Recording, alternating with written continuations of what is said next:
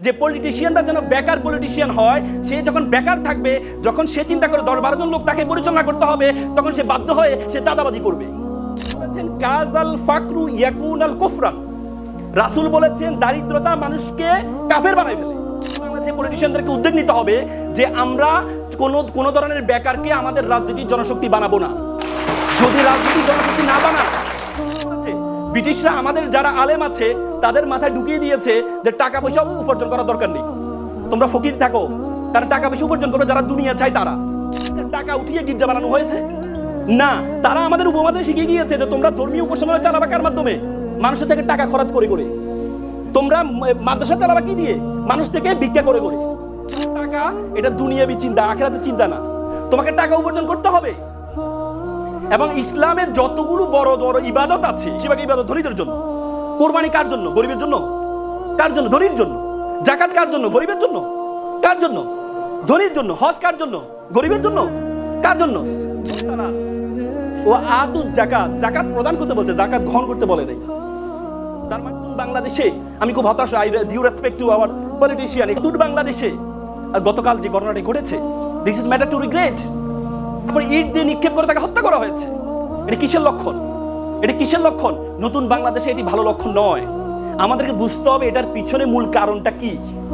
এটার পেছনে মূল কারণ কি? তোমরা জানো বাংলাদেশে পৃথিবীর যখন ব্রিটিশরা আমাদের উপমহাদেশে আসছিল, তখন এই উপমহাদেশ ছিল পৃথিবীর 7th richest country।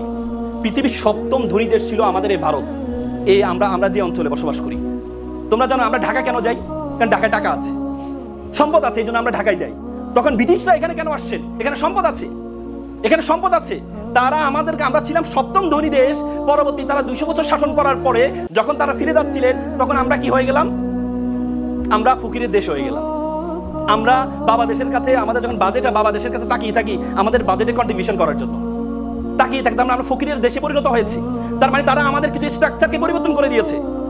তারা আমাদের অ্যাডমিনিস্ট্রেশন সিস্টেমটাকে এমনভাবে তৈরি করেছেন যাতে এই অ্যাডমিনিস্ট্রেশন সিস্টেম দিয়ে দুর্নীতি করা যায়, চুরি করা যায়।